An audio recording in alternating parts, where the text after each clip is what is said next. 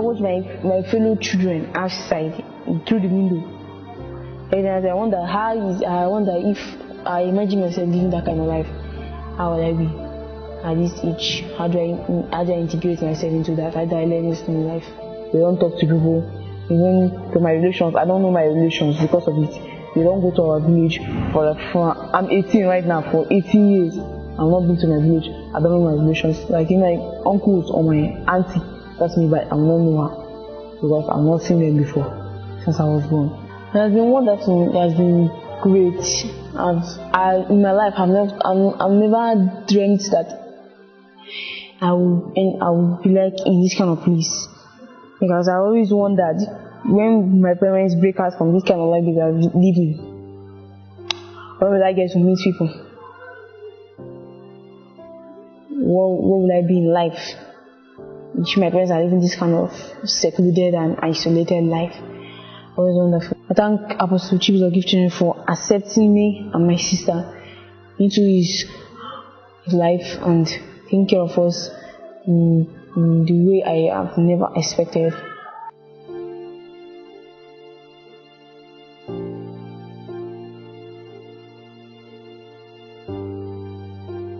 Boy also came. Let's say, hey, see that boy. Let the boy. See this boy. He's saying that you, especially you, I'm going to buy clothes for you. And the boy enter one of the escort cars. Now it's the boutique. They bought some clothes.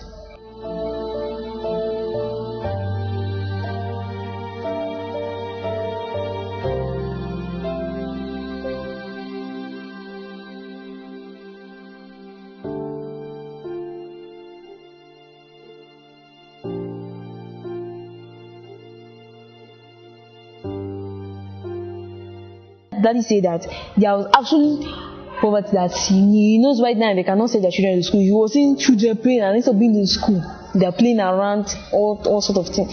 So I said he's going to build a free school for them. It was 14 free schools now, he's making it 15.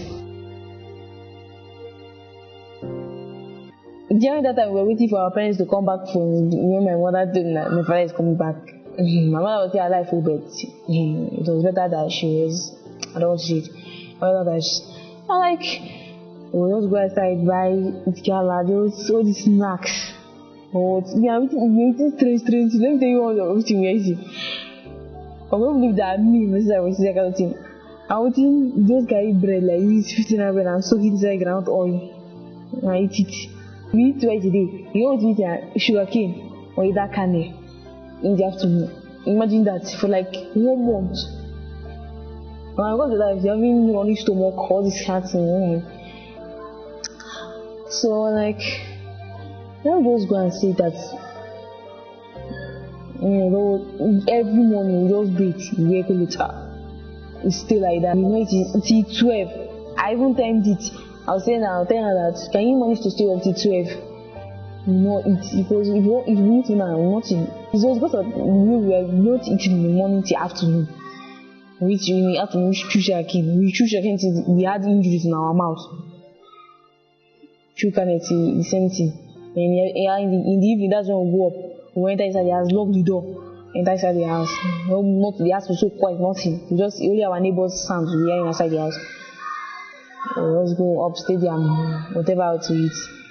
And there was a hope that was having my heart that my parents just get up. I was even wondering. And that Christmas, that December was the saddest and the loneliest Christmas I ever had. Because all that years I was waiting that my mom would get up, cook rice, chicken or any other things. But it did not happen. January, my eye opened 1st of January. I woke up, so I asked myself when I woke up that morning. So this how Christmas passed. My parents are still lying on that ground. And so I was so that first of January, I was uncomfortable throughout that day. Because when they are starting like my people were saying that if I knew my relations, at least I would have called my relations. This one, even though I have this one, this one, I call my relations. I look at what's happening. what's happening, they would have at least got my husband and my mom to the hospital. That even though my father is dead, that she would have been the one to take care of us. I would have gone on in life. But since I don't know anybody, and it's strange for you to go meet strangers, you don't even know them. Like if I had been, you would have been friends with my neighbors. Or a different case. Someone told me that look at the man that said that thing. One of them was look at our house, look at the man's house. Yeah. Because you don't know that you grow up to that now someone like old enough, why was it old enough to get married? I say it's not very they say no. It's not true. That's not I'm saying funny things. They were saying it was really my father that how can you hide tear up like this in your house? You don't even know that as your daughter like me. And sometimes I used to think that if my parents had allowed me the opportunity of going out, where would I have been in life? But everything comes to me is on good, so I don't really regret about that. Where would I have been in life? So people were saying that it was starvation that pushed us out. There was hunger that pushed us out. I was going to say that girl really tried you, that she was not scared, or that those dead bodies, they are not there. I was saying that you know that parents, I said they really try you. When people were saying that their parents died, that they were so scared of entering into the room and all that. I really tried my sister. Staying inside that place. I want to thank our daddy, my daddy, big man in the Lord, yes, for building, because he took us like how do I start this now? He decided one morning that he wanted me to take him to the place where I was living before he came here. And we see how that place is because we went there. So as we arrived there, I saw my neighbors because they recognized, but they said that I really changed. Like I look really fresher. I look like I'm being taken care of very well. Like you can laugh today. She doesn't laugh. Laughter is natural. But the nature is that was dying away from her. But today, the nature has come. He can laugh, he can smile.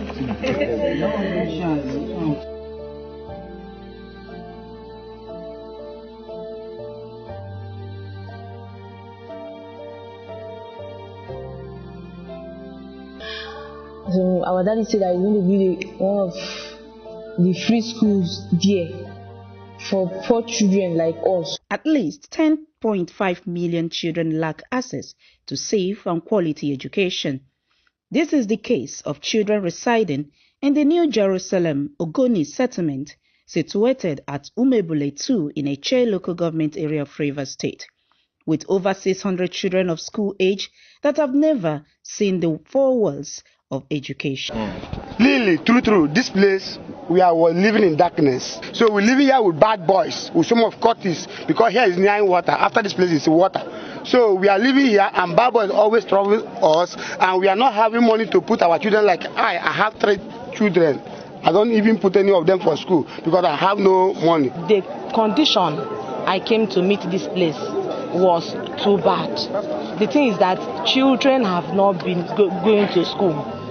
Unlike me, I was saying if I have the opportunity, I will send some of them to the school, but I couldn't. By the special grace of God, God brought our daddy here, that our daddy come and build this school for us, for our children. So I really appreciate God that at least many children, they have not been going to school. People, they have up to 7 children, 8 children, none of them have been going to school. But by the special grace of God, as Daddy have helped us and build this school now, they will all go to school in the mighty name of Jesus Christ. Amen. When you look around the environment, you see the environment is just filled up with poor people. There's nothing moving. We will be survived by sand digging. We will be survived by fufu makers. We will be survived by all these liberal jobs. Water leaf makers. We drink water from the river. Over. Even the water from the river that is already polluted before that is not coming.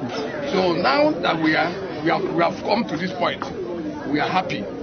Maybe this is how God wanted to remember us. We thank God for everything and give him all the glory. Thank you very much. Apostle Chibuzor came here, no school, no hospital, no water. The day Apostle Chibuzor came here, he saw a child with a torn pieces knicker on his waist. Apostle Chibuzor carried that little child to the boutique and bought clothes for him. Since that day, Apostle Chibuzor commissioned, started school in this village. And since then, the whole villagers, children, everybody were happy that yes, they will now go to school. Nobody in this community that is able to send a child to even the lowest school. No child, no children go to school in this community. Apostle Chibuzor came around 10, 11, 12, when children were supposed to be in the school. All Apostle Chibuzor saw children. He shed tears. He had compassion and pity and established school in this community. The 18-year-old's Redemption, Purple, and her little sister Lovett are orphans. Their parents were said to have died while fasting for 21 days, and their body decomposed in the rooms where the children lived. It was traumatic. It was heartbreaking, but I resolved. Me and my sister resolved to go through it and come out. The visit of the OPM General Overseer to the scene of the incident changed the story of this community for good. This is Ogoni camp. Yes, sir. And because of these two beautiful children, God has remembered this community and brought water and school. So today, I dedicate this to the name of the Father, Amen, and of the Son, Amen, and of the Holy Spirit. Amen. Dr. Maureen Chukwu is the Welfare Director of OPM. She speaks further on the modalities for admission into the school. They will start by 2-letter words, 3-letter words, know how to read blanks, and before we send them. And I tell you, we are using our phonics teachers, so we've got it all. He did not promise 1 year back. He promised just a few months back, within the pandemic. Mobilize people to say to put up this building for a school in a place where nobody could reach. My brother, what story you want me to tell? Apart from the free education, the community lacked potable water and healthcare facilities. Water has been provided with free hospital on the way. Apostle Chibuzor Chinyere urged the benefiting community to ensure security of these facilities for sustainability. From Umebule to Eche local government.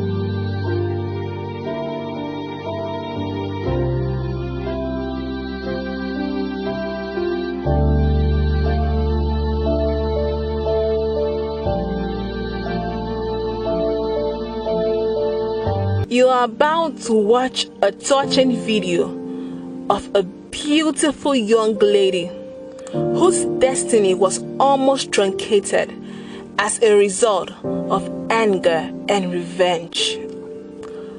But for the kind intervention of Apostle Chibuzor Chinyere, Miss Joy Adiela might have never ever seen the light again. Watch and learn. My name is Joy Adela. I'm from Imo State, Ohaji local government, Awara. One day, my friend's brother brought a gear to my shop. And when they excused me, I went. The girl was discussing with me that she don't have anywhere to stay. That she wants to beg me for me to allow her to stay in my house. But I told her, I don't know you. Who are you? She said she's this boy. But that person is a boy. Say she's his friend. I said, but I don't know you before. Where are you from? She said she's from Eche. Said she don't have anywhere to. I said, where are you staying before? She said she was staying with her uncle. That her uncle wants to get married.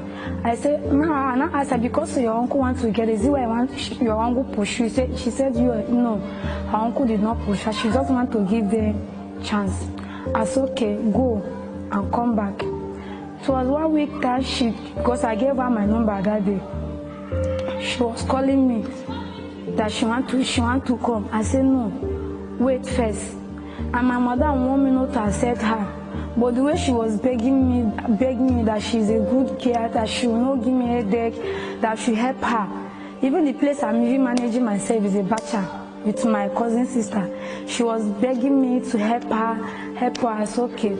So as one Sunday, she called me that she's at Aka Junction, that she want to know the place. So, because she called me on Monday that she will come on Sunday. When I accept her, that she will come on Sunday to know the place, she will go back. I said, okay. So on that Sunday afternoon, she called me that she's at Aka Junction, Warfare Road, that she's coming, and I'll direct her my street. She came. When she came with her load. That day, she started staying with me.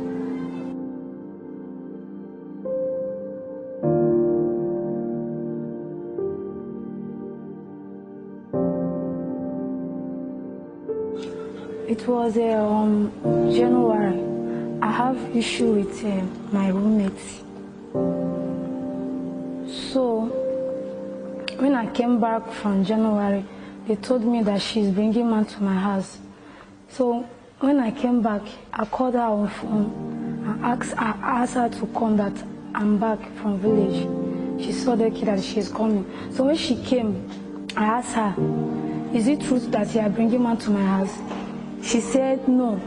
I asked her, which one? She said nobody. My neighbor are telling me that you are bringing man to my house. She said, even though she's bringing man to my house, what will I do? It's not our house. I said, this is not our house. It's my house.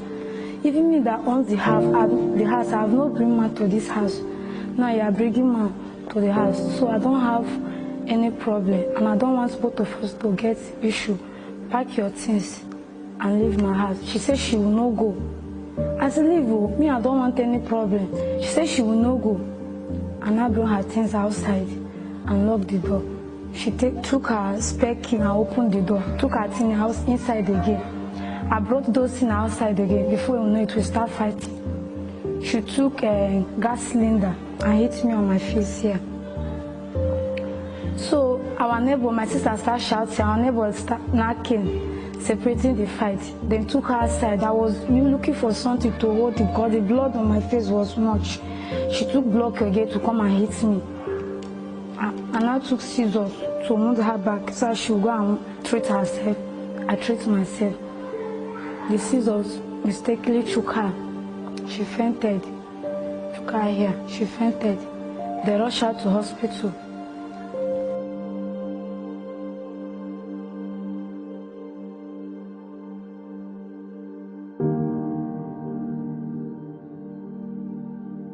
They now rush her to hospital. They said we should go and bring police reports. When I drove to police, my neighbor now take them to hospital. Then they tell me they was asking what happened. I was explaining to them. They was telling me I should pray that let the girl live. Like nothing happened to them. I said okay. So it was around 9:10 in the night. 9:10 p.m. My sister came with some policemen and my neighbor that the girl is dead.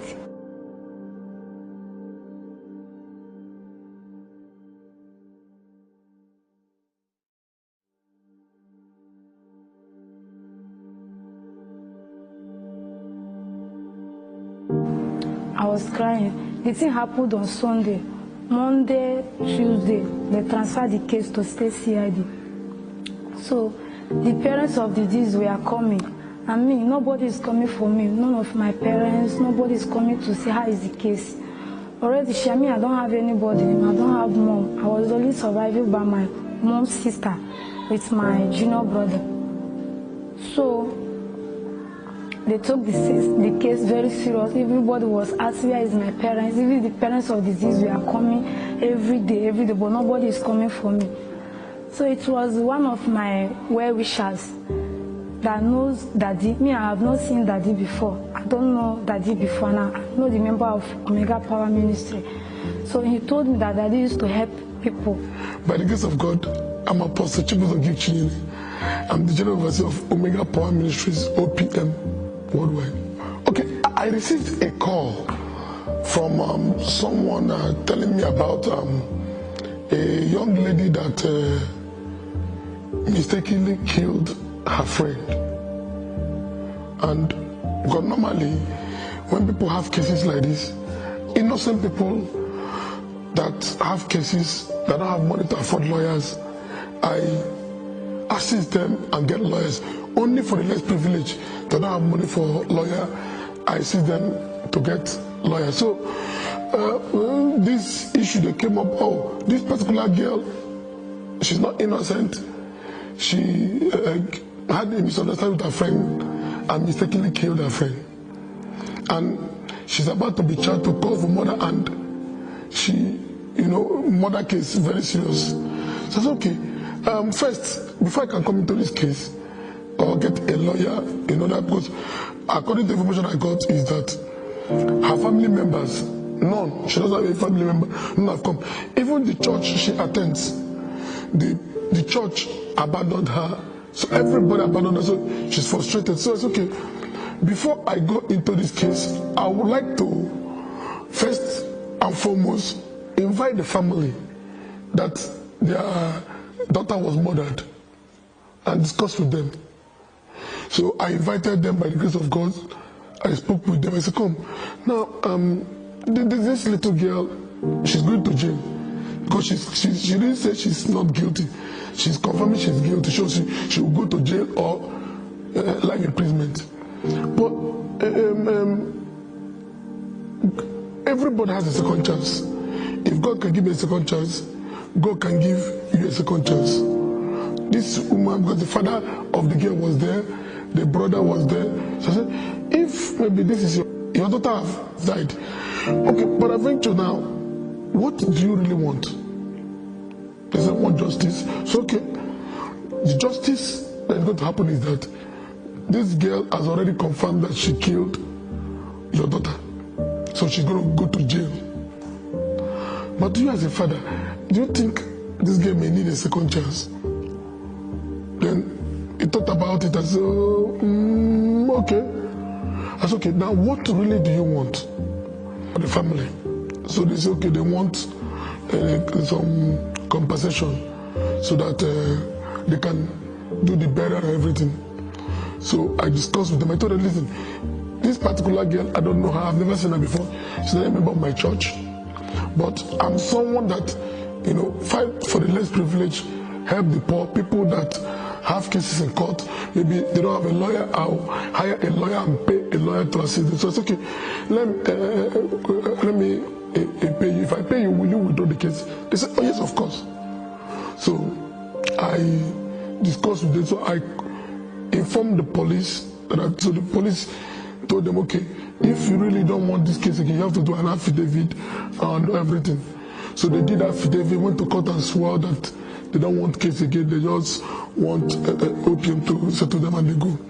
So I gave them, after they finished doing it, they came back and showed me affidavit, so I settled them. And now this girl is staying in the Bacha, and that's where this thing happened. So now she has even lost the Bacha. So the way she says, okay, we have a free estate where we use the offering and tithe to purchase. She can come and stay in the free estate, and in the free estate, I feed the people there 3 times a day, morning, afternoon, night. Their clothing, their underwear, their everything they use, cream, a professor. If you don't have anything, you can come and stay there. That's how God used me to rescue that soul that could have perished. After 3 days, 4 days, they went and withdrew the case from court and settled everything. Daddy gave the parents money and Daddy paid me from police station. So starting from that day, rich now, Daddy have been doing everything for me. I'm living in free estate. feeding me, caring for me, doing everything for me. So I want to use this opportunity to thank Daddy. Thank you very much. He have tried a lot. What my dad, nobody have done. He have done it for me. Without Daddy, I could have been in prison by now. Opm, Dr. Jesus in action.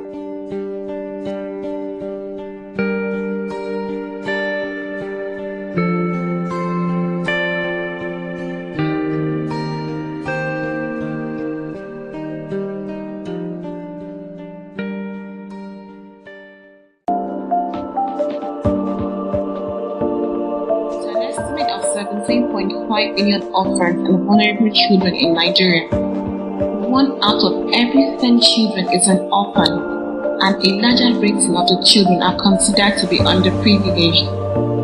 In Nigeria, extended families make survival impossible for orphan and underprivileged children, while the rest are subjected to various sorts of slavery and exploitation. They are tossed around from one person to another who subject them to all forms of abuse and strip them of all their rights.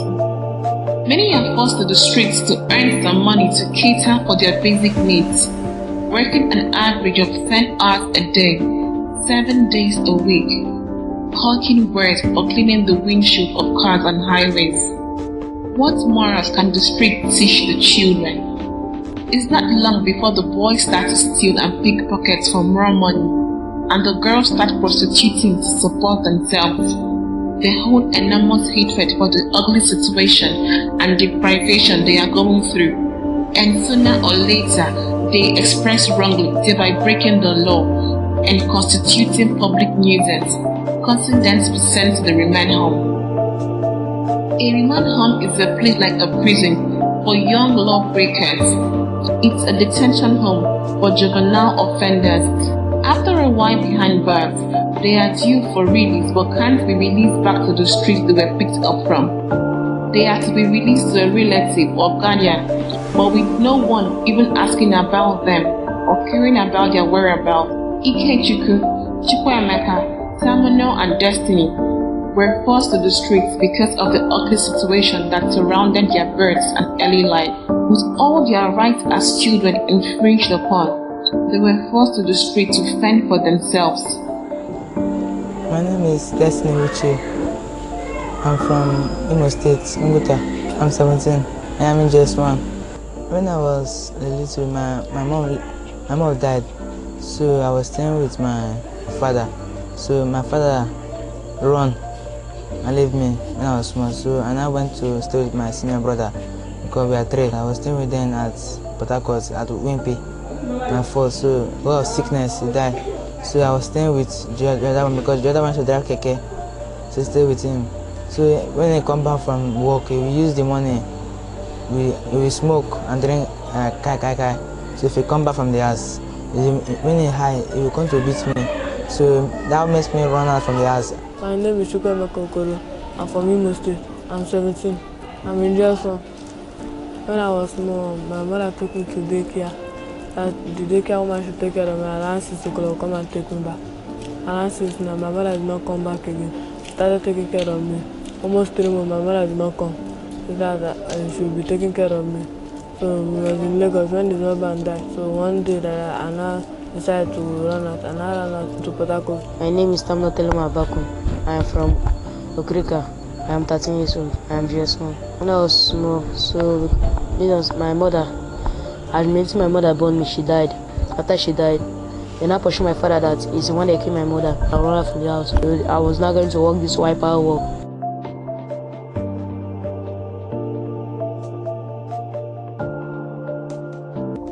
Chukwuemeka, Terminal and Destiny worked as windshield cleaners, while Ikechukwu hawked sachet water around.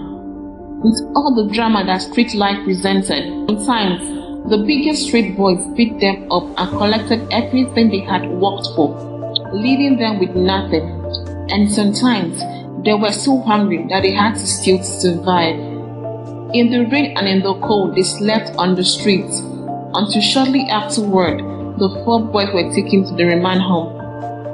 With no parent or relative, the 4 boys were left in the remand home with no care in the world.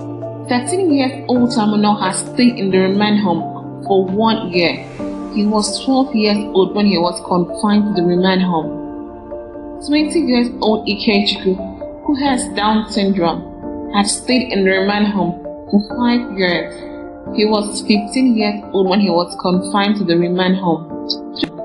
17-year-old Chukwemeka stayed in the remand home for 1 year and 1 month. He was 16 years old when he was taken to the remand home. 16-year-old Destiny, the oldest inmate, stayed in the remand home for 6 years. He was only 10 years old when he was sent to the remand home. Without freedom and with all the difficulties that came with public institutions, the boys lost hope of ever seeing the outside world until the letter to Apostle Chibuzor gave Chinyere.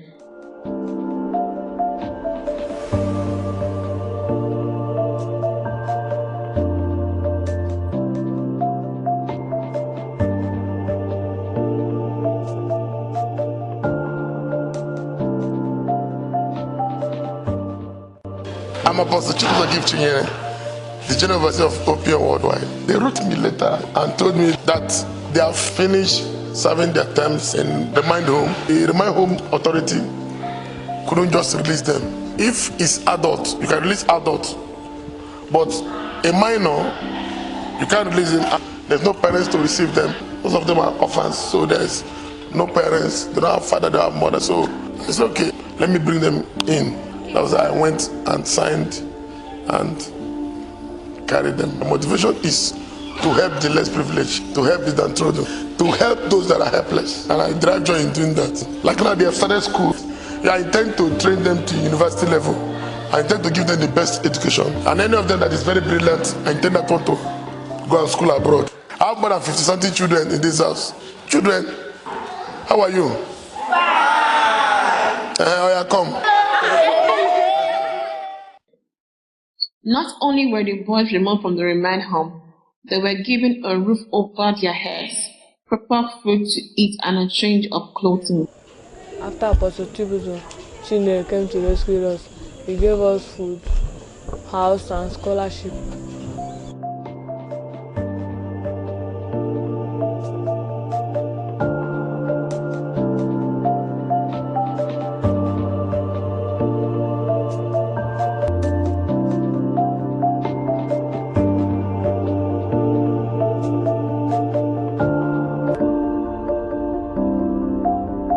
Every child deserves the right to quality education, the right to live in a family environment, the right to a stable, loving, and nurturing environment. During rainy season, rain will beat us. After beating us, we will now fool ourselves and enter somewhere. Still, it rains to still touch us because it's not cover place. When rain is pouring, it's to flash us.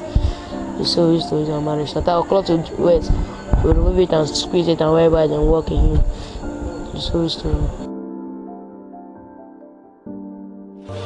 Education is the foundation of everything. If you want to reduce crime in anywhere, it's education. When somebody has a basic education, you want to be a doctor, you want to be a lawyer, like these kids stay with me, come. What do you want to become? A doctor. I'll become a pilot. What do you want to become? A medical doctor. What do you want to become? Lawyer. Lawyer. Teacher. A banker. What do you want to become? Scientist. Journalist. A journalist. Engineer. No child is useless or a waste. Children with disability or Down syndrome can lead healthy lives and grow into useful adults. Every child is a gift. Everything cannot be done by the government. We all have a part to play for the betterment of the country. Pastors, NGOs, politicians, and well-meaning Nigerians are encouraged to reach out to underprivileged children and help them get relief from their distress. When you're sleeping in the night, well, muscle used to bite you there, but you endure so that till morning. But if you fall sick, we don't have any money to go to the hospital, so you will leave the sickness like that. You're not going to treat yourself. You just leave it like that till the thing goes by itself. People who want to help but do not know how to go about it can partner with organizations who have visible proofs of reaching out to underprivileged children. Omega Power Ministries is one of such. By the grace of God, operating 13 free schools with uniform, books, everything is free.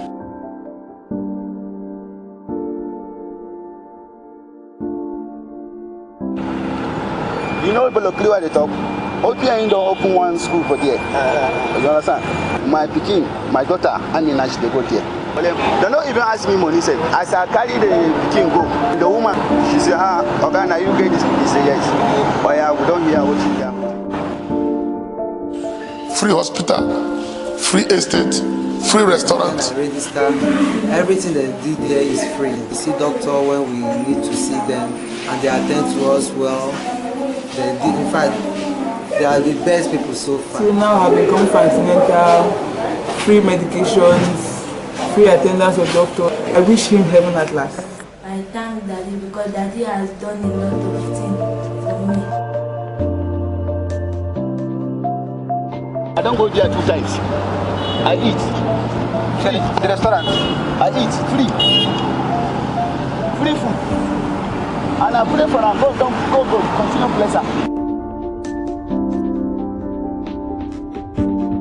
Ikechifu, Destiny, Samuel and Emeka no longer have to be subjected to pain and shame. Their future is bright and they can be whatever they choose to be. With a healthy environment and sound education, they'll be level-headed teenagers who will grow up to be responsible adults.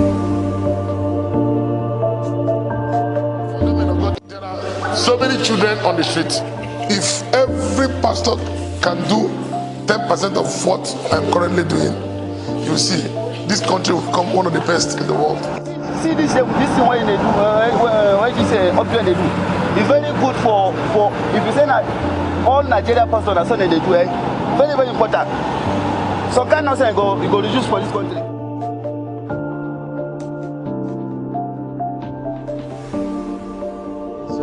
All my hope was lost. I was still to Apostle give Chibuzor Chinyere that he let God bless him and his family and guide all his family. Anything that he needs, he should get it, and he will not lack this life. I want to tell you, Apostle, give Chibuzor thank you for what you have done in my life.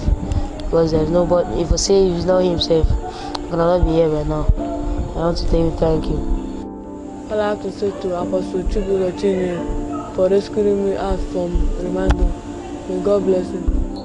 Thanks to the kind-hearted man of God, Apostle Chibuzor Chinyere.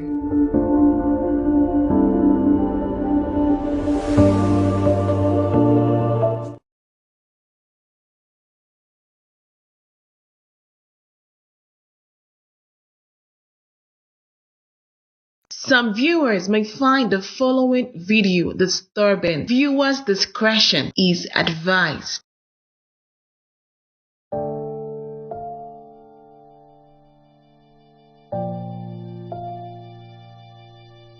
My name is Redemption Pepple. I'm from Boni local government area in Rivers State. For 18 good years, I and my younger sister have been isolated from the outside world by my parents.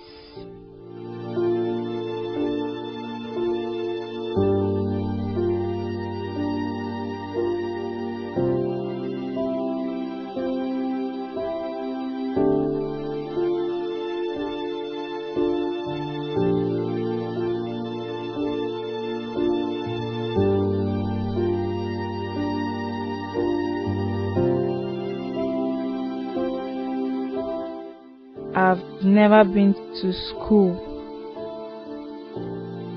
I've never spoken to grown-ups that are not my parents. I was born in Lagos State. Then I grew up to be like one year old. He came down to a place called Mbodu in Rivers State. So in this movie, that's where I grew up.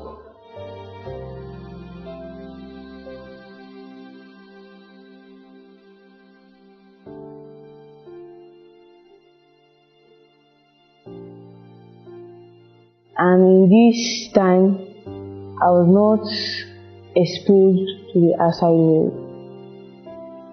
I grew up being enclosed in the house. I was not allowed to go out, socialize with friends, or do any harsh chores that take me out, like on errands. My father is a pastor, and what he does for a living is go out to public places and preach, like to shops, markets, offices, those kind of places. And then they will gift him with money or food or other things needed in the house. We'll bring it back, and that's how we lived throughout those years of my life.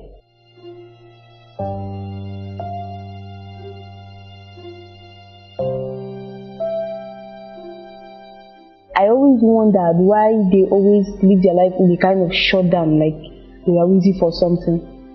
So my parents would just like, any of them, my father and my mother would just say like, they are waiting on God to show them the next path in life.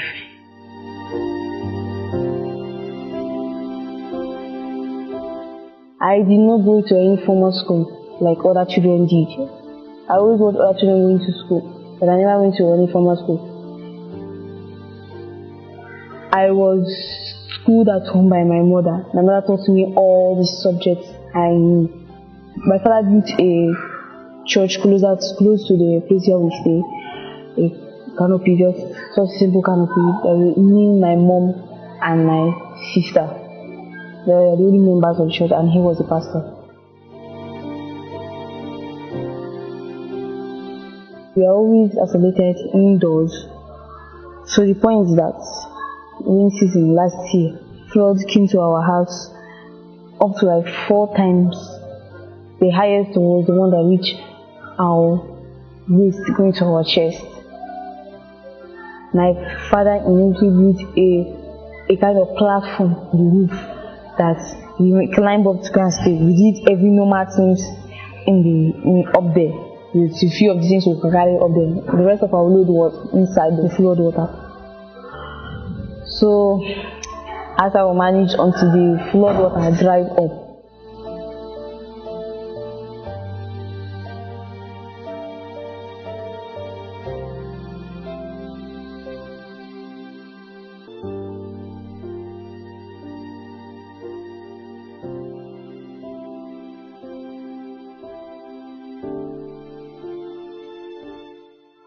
Then my parents started talking about a fasting that they wanted to do. First, my mother brought it up. I was revealed to her that they had to do a fasting of 21 days, 3 weeks, for God to show them a further way in life, because they had lived their life in a kind of shutdown.